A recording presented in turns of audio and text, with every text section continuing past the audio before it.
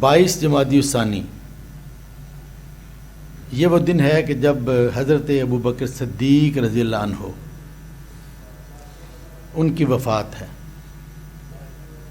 تو یوں یہ موقع ہے اور ہم ہر سال خطبہ جمعہ میں کوشش کرتے ہیں کہ ہر سال حضرت ابوبکر صدیق رضی اللہ عنہ کی یاد کو تازہ کریں، ان کی سیرت سے کچھ چیزیں یہاں پر بیان کریں اور اپنے ایمان کو تر و تازہ کر کے اپنے سینوں کو روشنی بخشیں.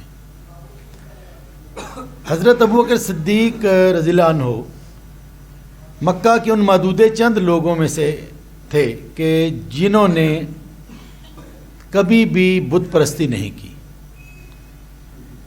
جو حضور صلی اللہ علیہ وسلم کے ہاتھ پر ایمان لانے سے پہلے اپنی پوری زندگی اور جوانی اس میں بھی کوئی ایسا سراغ نہیں ملتا کہ وہ بت پرست تھے یا انہوں نے بتوں سے کچھ مانگا ہو.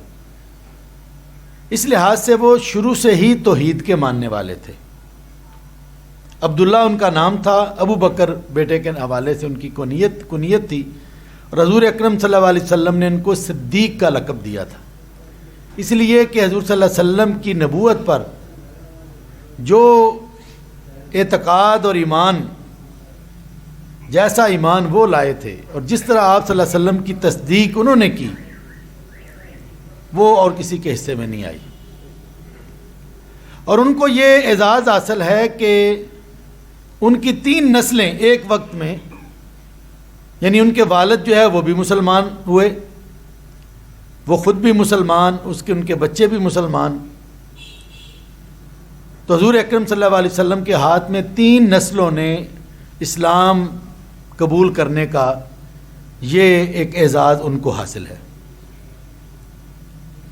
حضور اکرم صلی اللہ علیہ وسلم سے ان کی دوستی جو ہے یہ پہلے سے موجود تھی. آپ صلی اللہ علیہ وسلم کی پاک زندگی میں وہی لوگ ان کے دوست ہو سکتے تھے کہ جو نبوت سے پہلے بھی پاکیزہ زندگی گزارنے والے ہیں، کیونکہ آپ صلی اللہ علیہ وسلم کی پوری زندگی میں ہمیں کہیں پر بچپن سے لے کر جوانی تک کوئی ایسی چیز نہیں ملتی کہ جو کہیں گناہ کی جانب لے جانے والی ہو. اگر کہیں بچپن میں آپ صلی اللہ علیہ وسلم نے اس رواجی طریقوں کے اندر پڑھ کر کوئی بچپن میں کچھ جیسے بچوں کی خواہشات ہوتی ہیں، اگر کوئی چیز کرنے کا ارادہ یا کوشش بھی کی تو اللہ تعالیٰ نے ان کو اس سے محفوظ رکھا. تو یہ ایک فطری چیز ہوتی ہے کہ جس طرح کا فرد ہوتا ہے اسی طرح کے اس کے دوست ہوتے ہیں، اسی طرح کے کریکٹر کے لوگ اس کے ساتھ ہوتے ہیں. یعنی ایک اچھے کریکٹر کا فرد برے کریکٹر کے ساتھ زیادہ اس کی نبھ نہیں پاتی. تو وہ شروع سے ہی تاجر پیشہ تھے، بڑی اچھی تجارت کرتے تھے، مالدار آدمی تھے، اور حضور اکرم صلی اللہ علیہ وسلم کے دوست بھی تھے. اس لیے جب آپ صلی اللہ علیہ وسلم نے اسلام کی دعوت پیش کی ہے ابھی خفیہ ہی، اور غار حرا سے آئے ہیں اور گھر میں آ کر حضرت خدیجہ رضی اللہ عنہا کو آ کر بیان کیا ہے، تو اس کے بعد باقی تو جتنے لوگ تھے گھر کے انہوں نے تو اسلام قبول کیا.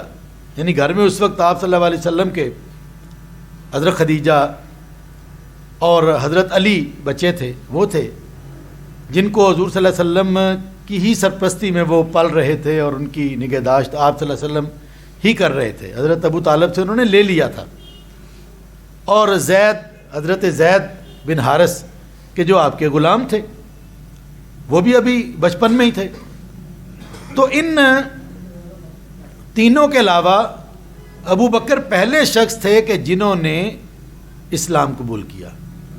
گھر والے تو جب بھی کوئی بڑا جو ہے وہ کام کرتا ہے تو گھر والے تو اس کو قبول کر ہی لیتے ہیں عام طور پر، اگرچہ یہ بھی اس ماحول میں یہ بھی کوئی چھوٹی بات نہیں ہے. حضرت خدیجہ کی وضاحت اور ان کی حضور صلی اللہ علیہ وسلم پر یقین وہ بھی ایک مثالی بات ہے اس کا اگر تذکرہ کیا جائے. تو حضرت ابو بکر صدیق نے جب آپ نے ان کے سامنے دین کی دعوت پیش کی ہے، انہوں نے بغیر کسی لات و لال کے کام لیتے ہوئے، بغیر کسی تاخیر کے، انہوں نے فوراً ہی اسلام قبول کر لیا. اس لیے کہ اس سے پہلے ہی ان کو حضور صلی اللہ علیہ وسلم پر اتنا یقین تھا کہ یہ زبان کبھی جھوٹی بات نہیں کہہ سکتی، اور آپ صلی اللہ علیہ وسلم سے کبھی کوئی غلط بات اور غلط دعویٰ جنم نہیں لے سکتا. اس لیے اگر وہ کہتے ہیں کہ اللہ نے اپنا مجھے نبی بنایا ہے تو یہ سچ کہتے ہیں. اور پھر آپ دیکھیں کہ ان کے ذریعے سے کون کون لوگ مسلمان ہوئے. یعنی ہم سمجھتے ہیں کہ عشرہ مبشرہ کا نام مسلمانوں کی اور صحابہ کی تاریخ میں ایک بہت بڑا نمایاں نام ہے. یعنی وہ 10 صحابہ کرام جن کو اللہ تعالیٰ اللہ کے نبی نے اپنی زندگی میں جنت کی بشارت دی. وہ کچھ چھوٹی سی ہستیاں تو نہیں تھیں. ان 10 میں سے حضرت عمر فاروق اور حضرت زید کو چھوڑ کر باقی تقریباً سارے کے سارے حضرت ابوبکر صدیق کے ہاتھ پر مسلمان ہوئے.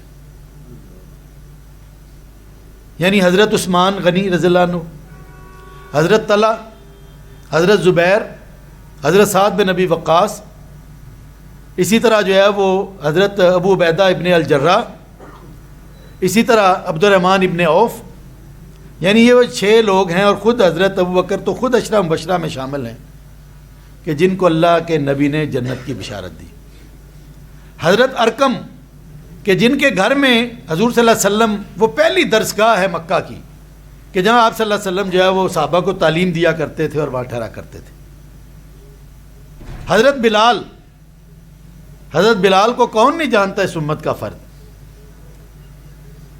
یعنی اگر عشق مصطفیٰ کی بات ہو تو بلال کا نام سب سے اول میں آتا ہے. حضرت بلال بھی، ان کو بھی انہوں نے آزاد کیا، اپنے پیسے دے کر ان کو آزاد کروا کر جو ہے وہ حضور کی خدمت میں پیش کیا. اسی طرح اور بھی بے شمار ایک لمبی قطار ہے، لمبی لسٹ ہے کہ جن کو آپ نے حضرت ابوبکر نے اسلام کے دائرے میں لے کر آئے. اور پھر وہ واقعہ تو یعنی بھولنے والا بالکل نہیں ہے کہ جب حضور صلی اللہ علیہ وسلم کو اللہ نے اپنی ملاقات کے لیے معراج پر بلایا، پہلے حضور صلی اللہ علیہ وسلم بیت المقدس میں پہنچے اور وہاں سے آپ کو آسمانوں کی جانب بلایا گیا، اور وہ پورا واقعہ ہے. انبیاء سے ملاقاتیں ہوئیں اور اللہ تعالیٰ کے پاس جا کر بات چیت ہوئی. یعنی ایک بہت بڑا واقعہ ہے، بہت بڑا واقعہ ہے. اور وقت بھی کوئی نہیں گزرا. کنڈی ہل رہی ہے تو گئے ہیں اور واپس آئے تو وہی کنڈی اب بھی ہل رہی ہے. یعنی گویا کہ وقت تھم گیا ہے. وقت جو ہے وہ 1 سیکنڈ بھی وقت نہیں گزرا اور اسی وقت میں یہ سب کچھ ہو گیا ہے.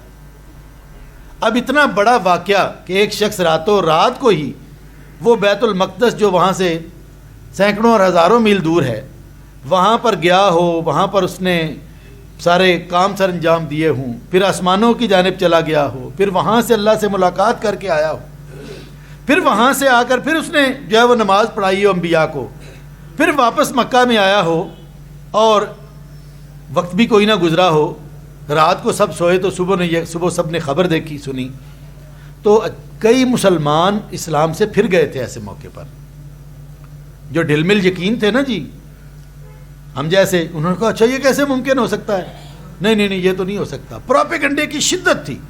اور ہمارے ہاں تو چھوٹی سی بات ہو، ٹی وی پر ریڈیو پر پروپیگنڈا شروع ہو تو ہم 1 منٹ نہیں لگاتے اور اس کے ہم ہی بن جاتے اس بات کے. یہ دیکھتے ہی نہیں ہے کہ پیچھے ہوا کیا ہے. جدھر ہمیں جو ہے وہ پروپیگنڈا لے کر جاتا ہے ہم ادھر چل پڑتے ہیں. بالکل اسی طرح کا پروپیگنڈا تھا. اور جب حضرت صدیق اکبر سے، ان کو ابھی حضور نے بتایا نہیں ہے، لیکن صبح ابو جہل نے جب خبر سنی تو وہ بھاگا ان کے پاس گیا کہ پہلے ان کو تو جا کر، کیونکہ اگر ابو بکر متزلزل ہو گیا تو سمجھے کہ پورے کا پورے مکے کے مسلمان متزلزل ہو جائیں گے. تو وہ جب ان کے پاس گیا، ان نے کہا کہ اگر میں تمہیں یہ کہوں کہ کوئی شخص یہ دعویٰ کرے کہ وہ رات کو ہی مکہ سے نکلے اور فلسطین جا پہنچے بیت المقدس میں، تو تم یقین کر لو گے؟ انہوں نے کہا بالکل نہیں کروں گا. اور اگر تمہیں یہ پتہ چلے کہ وہ وہاں پر وقت گزارنے کے بعد پھر واپس بھی اسی رات کو آ گیا ہے تو تم یقین کر لو گے؟ انہوں نے کہا بالکل یقین کرنے والی بات ہی نہیں ہے، کروں گا کیسے؟ پہلے اس نے پکا کر لیا. تو پھر کہتا ہے کہ اب تمہارا نبی تو یہ کہتا ہے. تو ایک لمحے کی تاخیر کے بغیر وہ کہتے ہیں کہ اگر میرے نبی نے یہ کہا ہے تو پہلے یہ مجھے کنفرم کرو کہ نبی کی زبان سے یہ بات نکلی ہے. اس نے کہا ہاں بالکل میں نے خود سنی ہے. تو نے کہا اگر نبی نے کہا ہے تو پھر سچی ہے. پھر وہ سب کچھ ہو سکتا ہے کہ جو انسانی عقل جس کے آگے جواب دے جائے اور ساری کی ساری دنیا بھی ایک طرف ہو, لیکن اگر میرے نبی کی زبان سے کوئی بات نکلی ہے تو وہ جھوٹی نہیں ہو سکتی. یہ ہے صدیق اکبر کہ جن پر ہمارے ماں باپ نثار ہو جائیں, جن پر ہماری جانیں قربان ہو جائیں. اور پھر جب ہجرت کا موقع آتا ہے تو باری باری سارے ہجرت کر رہے ہیں, حضور کا حکم ہے. تو حضرت صدیق اکبر بھی آ کر آپ سے کہتے ہیں کہ یا رسول اللہ مجھے بھی اجازت دیجیے, میں بھی مدینہ کو ہجرت کروں, اللہ کا حکم آ گیا. آپ صلی اللہ علیہ وسلم روک لیتے ہیں, فرماتے ہیں کہ نہیں, اور پھر کہتے ہیں کہ تم نے تو میرے ساتھ جانا ہے, تم اکیلے کہاں جا رہے ہو. اور ہجرت کے موقع پر جس طرح ان کے پوری خاندان کا کردار ہے, ان کی بیٹی اسما جو ہے ان کے لیے کھانا تیار کرتی ہیں اور جا کر جو ہے وہ کھانا غار ثور میں پہنچاتی ہیں. ان کا جو خادم اور نوکر ہے, غلام ہے عامر بن فہرہ, وہ ساتھ چلتا ہے, بکریاں چراتا ہے, وہ دودھ پہنچاتا ہے. اور جب سفر ہوتا ہے تو سفر میں بھی ساتھ چلتا ہے, وہ بکر بھی ساتھ ہوتے ہیں. یعنی ایک ایک چیز اپنا ایک ایک سب کچھ. وہ اونٹنی جس پر سفر کیا جا رہا ہے سواری, وہ بھی حضرت ابوبکر صدیق فراہم کرتے ہیں. تو یہ وہ ہستی ہیں کہ جنہوں نے جب حضور اکرم صلی اللہ علیہ وسلم بیماری کے موقع پر تھے, جب بھی آپ جو ہے وہ بیمار ہوئے تو کس کو آگے مسلح پر کھڑا کیا؟ ابوبکر صدیق کو. اور ایک مرتبہ حضور صلی اللہ علیہ وسلم کہیں گئے تھے تو پیچھے ظاہر نماز کا وقت ہوا تو سب صحابہ نے ان کو آگے کھڑا کر دیا. تو حضور اکرم صلی اللہ علیہ وسلم جب تشریف لائے تو صحابہ نے, اب ابوبکر تو سامنے کھڑے تھے, وہ تو پیچھے نظر نہیں ان کی آ رہی تھی, تو انہوں نے توجہ دلانے کے لیے کہ نبی آ گئے ہیں تو آپ پیچھے ہٹ جائیں, حضور کو جگہ دیں مصلے پر. تو اس میں اس وقت انہوں نے ایسے ہاتھ پر ہاتھ زور زور سے مارنا شروع کیے تاکہ ان کو متوجہ کیا جا سکے. لیکن وہ ان کی نماز بھی تو کیفیت ایسی ہوتی تھی کہ ان کو تو گرد و پیش کا ہوش بھی نہیں ہوتا تھا اللہ کے ہاں. حتیٰ کہ حضور صلی اللہ علیہ وسلم ان کے ساتھ جا کر قریب کھڑے ہو گئے, اور آپ صلی اللہ علیہ وسلم نے جب نماز ساتھ نیت کرنا شروع کی تو ان کو پتہ چلا تو وہ جلدی سے پیچھے صف میں آ گئے.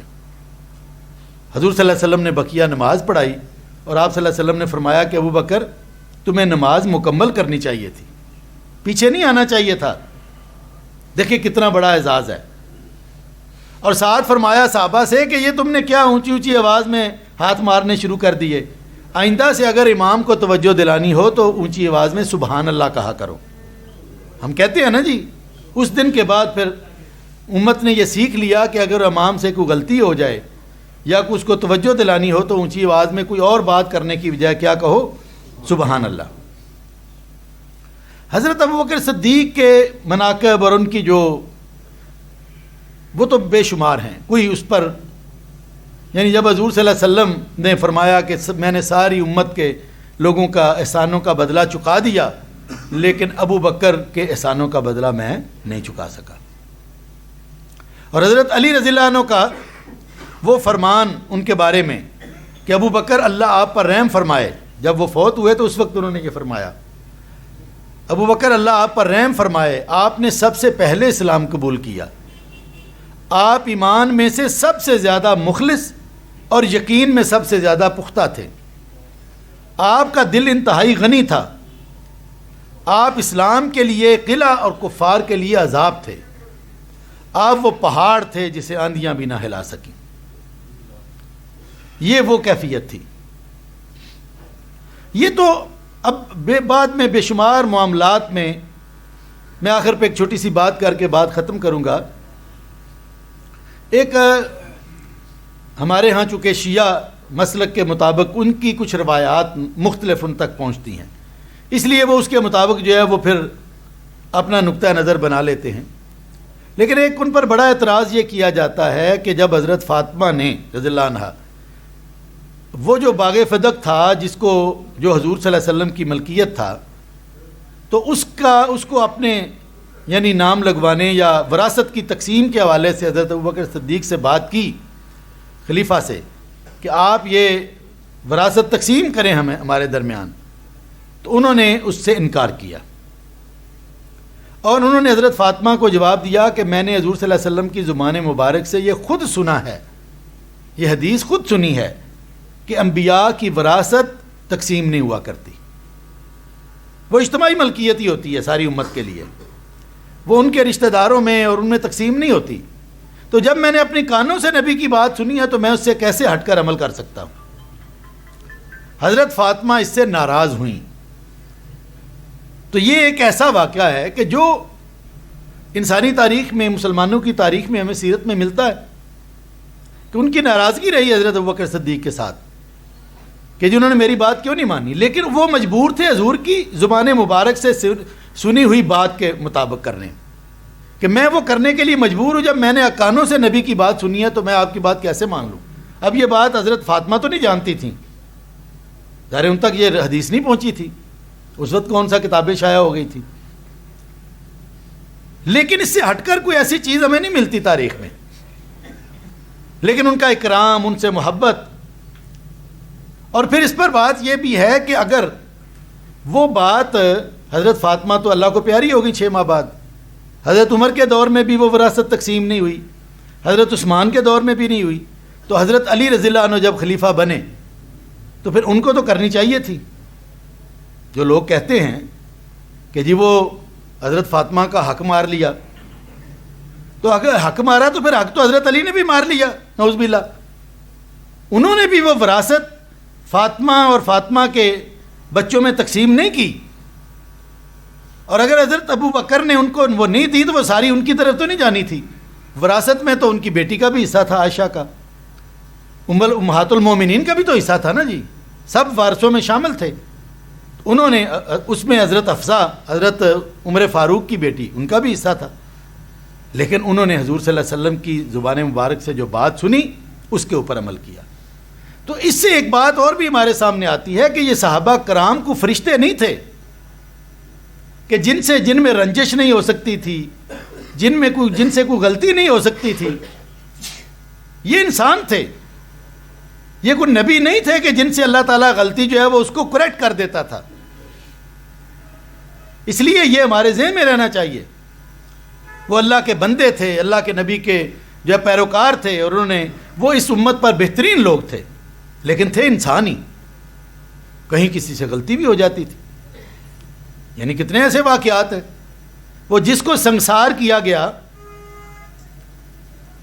وہ آزمی قبیلے کا، وہ بھی تو صحابی تھا نا، جس نے آ کر خود اعتراف کیا کہ مجھ سے جو ہے وہ گناہ ہو گیا، مجھے پاک کریں، تو کہ ایمان کی حالت میں وہ حضور صلی اللہ علیہ وسلم کا ساتھی نہیں تھا۔ تو اس لیے یہ بات ہمیشہ ذہن میں رہنی چاہیے کہ صحابہ کرام سے غلطیاں ہوئی ہیں اور ہوتی رہی ہیں، لیکن اس کے باوجود اللہ تعالیٰ نے ان پر اتنی رحمت کی ہے کہ ان کے بارے میں کہا رضی اللہ عنہ۔ تو اس لیے حضرات محترم، یہ موقع ابوبکر صدیق رضی اللہ عنہ کی یاد کو تازہ کرنا اور ان کی سیرت کے مطابق اپنی زندگی کو لے کر چلنا، یہ میرے اور آپ کے لیے بڑی سعادت کی بات ہے۔ اللہ تعالیٰ ان ہستیوں پر اپنی رحمتیں نازل فرمائے اور ہمیں انہی کے نقش قدم پر چلنے کی توفیق عطا فرمائے۔ باخر دعوانا الحمدللہ۔